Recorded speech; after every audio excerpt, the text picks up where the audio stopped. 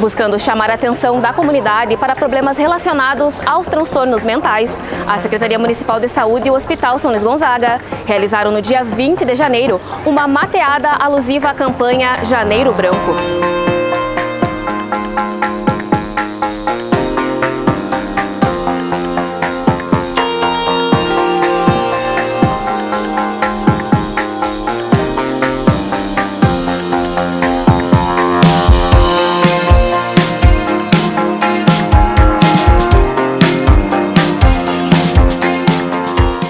A campanha do Janeiro Branco visa a gente fazer uma conscientização das pessoas acerca do tema saúde mental. Esse é um tema que sempre foi cheio de tabus, né? Cheio de restrições, até com certo bullying em relação às doenças mentais. Então foi criado essa campanha, assim como tem outros meses que tem outras campanhas, para fazer a desmistificação e, como o próprio nome diz, a conscientização da importância do tema para as pessoas procurarem o tratamento, para a gente divulgar aonde procurar o tratamento, mostrar o que se tem nos municípios e fazer um tratamento adequado para essas pessoas. Doutor, o senhor que também atuou na questão da Covid-19, o senhor percebeu uma piora após a pandemia nessa questão da saúde mental? Certamente. Certamente após a pandemia e durante a pandemia, devido ao isolamento social, a gente observou assim, um aumento assim, das taxas de ansiedade, um aumento das taxas de depressão, que até também não foi só por causa da questão do isolamento, mas também pelas questões financeiras que ocorreram acerca das restrições de negócios, né? Nas escolas que tiveram que ter aulas online, os adolescentes, as crianças deixaram o convívio e passaram a ficar mais em casa, então certamente isso colaborou bastante assim, para aumentar esses índices. Doutor, é aquela pessoa que não está bem com a sua mente, que não está se sentindo bem, onde procurar ajuda? Como procurar ajuda? Aqui em São Luís Gonzaga, a gente tem 2 serviços no município. Tem o CAPS 2, que é o CAPS Saúde Mental, que trata de todos os problemas mentais, com exceção das dependências químicas, e o CAPS AD, que é o que trata especificamente das dependências químicas.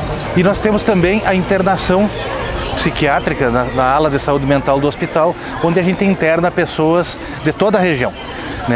Até uma coisa que a gente tem que explicar, não é o hospital que faz a gerência das vagas. Isso é feito pelo governo do estado, tem um sistema chamado Gerint, onde as prefeituras e os CAPs, os SFs, fazem o cadastro desses pacientes e o estado faz a regulação e encaminha para internação. Então, às vezes, até pode acontecer de uma pessoa de São Luís Gonzaga não ser internado em São Luís Gonzaga e ser encaminhado para outro município, devido a não ter vaga em São Luís e, ao mesmo tempo, outras pessoas que têm vagas de internação psiquiátrica nos seus municípios ser internadas aqui.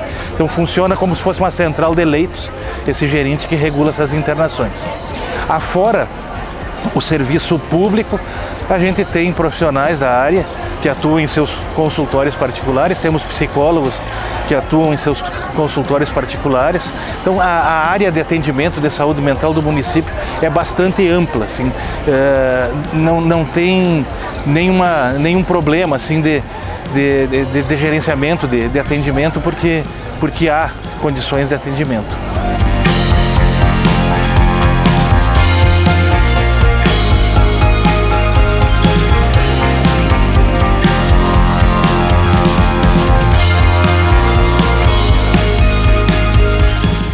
Ionara Comparse de Moraes, coordenadora do CAPS 2, Saúde Mental e também terapeuta ocupacional. Ionara, nesses teus anos de experiência como coordenadora do CAPS, o que você percebe nesse cenário da saúde mental no município, nessa demanda? O município de São Luís ele segue o mesmo cenário que acontece nos níveis estaduais, nacionais, né? De que é um aumento assim, da prevalência das doenças mentais, né? A gente tinha uma situação mais tranquila de atendimento e hoje a gente tem uma demanda muito grande, assim, né? O serviço, principalmente o CAPS Saúde Mental, CAPS 2, que a gente chama, né? Ele é um serviço que é muito procurado, porque, exceto a dependência química, todos os outros transtornos mentais são tratados lá. E aí, então, isso faz com que a gente esteja também numa situação de bastante de ajustes, assim, para poder dar conta disso. Mas, enfim, esta situação é porque cada vez mais o público tem procurado mais, tem tido mais consciência em relação à saúde mental, quanto à necessidade de tratamento. E também porque nós vivemos numa outra era, assim, né? Numa outra situação que a gente secundarizou aquelas coisas que são tão importantes para a vida da gente, que é a gente ter equilíbrio entre as relações de trabalho, de lazer, de poder estar mais próximo das pessoas que nos fazem bem, de poder resgatar, de poder fortalecer os laços familiares, né? A gente consome muitas telas e isso faz com que a gente se desconecte da gente mesmo e aí a gente acaba não percebendo as nossas emoções, acaba não conseguindo entender como que a gente está, aí a gente tem prejuízo do sono e aí começa a acarretar uma série de problemas que vão gerando assim quadros de ansiedade, situações, episódios depressivos, né? Então esta é uma situação da sociedade, da sociedade atual, assim. Ionara, e que mensagem você deixa, que conselho você deixa para aquela pessoa que ainda tem vergonha de procurar ajuda? A gente sempre diz que tem que procurar, né? Na saúde mental se tinha muito o mito, assim, né? O mito da loucura, né? E a loucura não é exatamente o retrato real de quem se trata, né? Então, assim, as pessoas têm que procurar, o tratamento ajuda, né?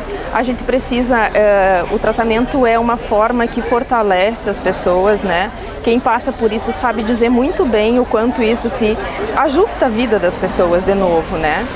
E a gente tem tido também, assim, muita demanda de atendimentos para infância, para adolescência, que era algo que a gente não tinha antes, né? E então, assim, a gente está entrando, cada vez as doenças mentais têm acontecido mais cedo. A adolescência tem sido uma fase muito difícil, principalmente depois da pandemia. Então, assim, isso é notório no nosso dia a dia. Então, assim, os pais, né, os professores, quem está junto com os adolescentes, com as crianças, que incentive a buscar o tratamento, porque a gente precisa, quanto antes, menos prejuízos a gente vai ter na fase adulta, né? Então, a gente tem como reverter um cenário que talvez seja muito ruim pela frente. Então, começar cedo, os sintomas nas crianças e nos adolescentes estão aí. Começar cedo só vai ajudar para que seja um adulto que consiga dar conta de todas as suas demandas da vida adulta, assim.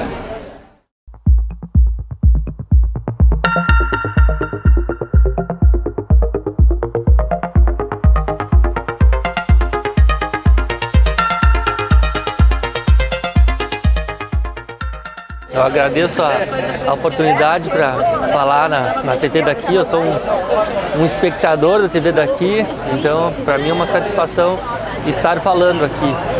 Então, estamos no Janeiro Branco, então, que é um mês de conscientização para a saúde mental. Eu atuo nessa área em São Luís Gonzaga desde 2013. A população que necessita de atendimento tem aumentado consideravelmente nesses últimos anos, principalmente a população jovem e a população idosa também. Quando eu comecei a atuar em 2010, eu percebia que a população maior eram de adultos, casos de ansiedade, quadros de bipolaridade, também os quadros mais clássicos da psiquiatria, a esquizofrenia.